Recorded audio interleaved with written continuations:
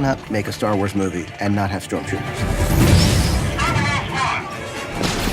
Stormtroopers, they're just iconic. I would argue it's one of the most recognizable designs in all of cinema. On my command.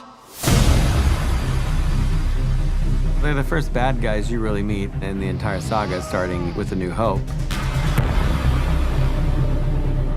The moment I remember most is them blasting onto the blockade runner, just wiping out the rebel fleet troopers that are there.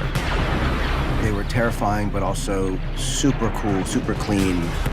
Ralph McQuarrie is the grandmaster of concept design. I mean, he worked so closely with George, and he distilled down the essence of what George wanted, which was to create an image that was frightening. And I loved what he did with the helmet, because he basically turned into a very stylized skull. They look like skeletons. They look like death.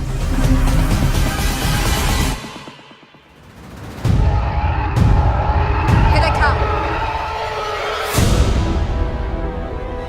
When Ralph had designed the Stormtrooper, he was thinking that this would be a zero-G outfit that you could take out into space. But we never really saw that until we saw the TIE Pilot. Meaning that the front two hose connections were actually used. And so you actually started to connect all those design elements to realize that, oh, the Stormtroopers actually had multiple purposes. And the idea that Stormtroopers would actually custom fit their armor to the environment was just a brilliant solution. The Scout Troopers from Return of the Jedi had to be more flexible and more mobile to climb around these environments. So it would make sense that there was more soft material. The biker scouts don't wear camouflage. They should, but they don't. Because the Empire doesn't even care if they get shot. It's showing arrogance, which inspires fear. And what I liked is the new take on the helmet, because it still kept the idea of a very terrifying mask, but instead of a down-frown mouth, it now became an open-mouthed scream.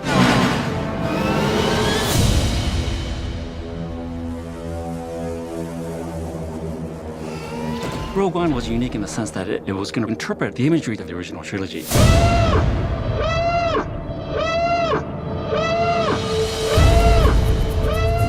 We wanted to create a new class of Stormtrooper, which were the Death Troopers. The elite of the Stormtroopers. Tall and lean and powerful and fast. And some of that power was in the proportions, but it was also in the details. For instance, we took the cheekbones and made them longer, so they almost look like fangs. And we were exploring some other ideas for creating Stormtroopers specific to different environments.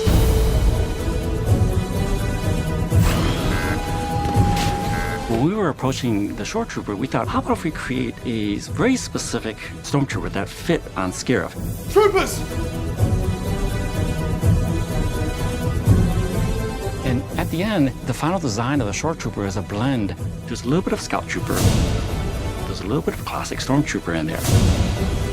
And there's the little bit of color, which you take from the Clone Troopers. Master Yoda, all forward positions are advancing.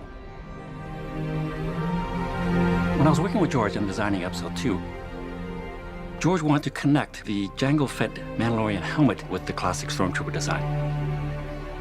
The Clone Trooper was actually going to be the bridge between the two.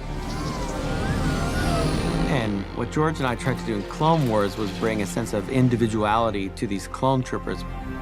They started painting their armor uniquely, and they started to take on different attitudes and personalities. When the Empire takes over, then you take that wash of color and icons and logos on the helmets and you completely strip it away to have the classic Stormtrooper. Working on Rebels, we had the classic Stormtrooper.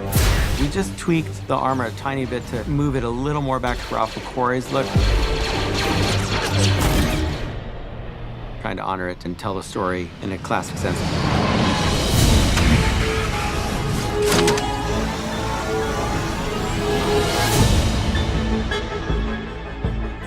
The design for the First Order Stormtrooper was an interesting challenge.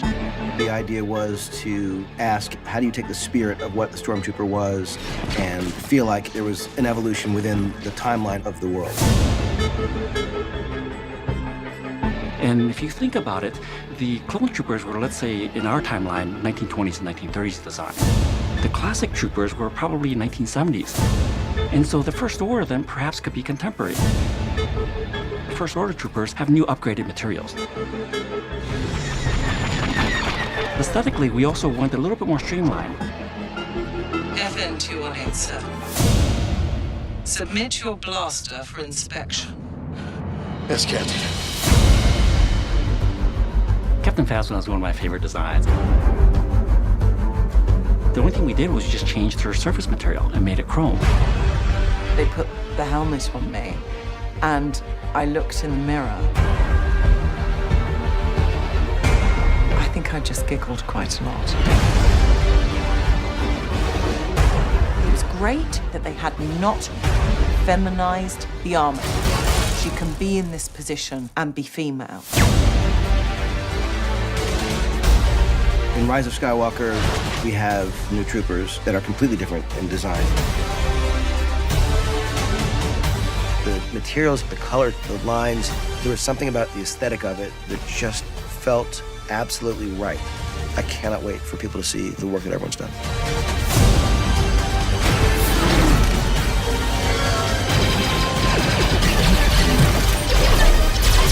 Hey, stop right there.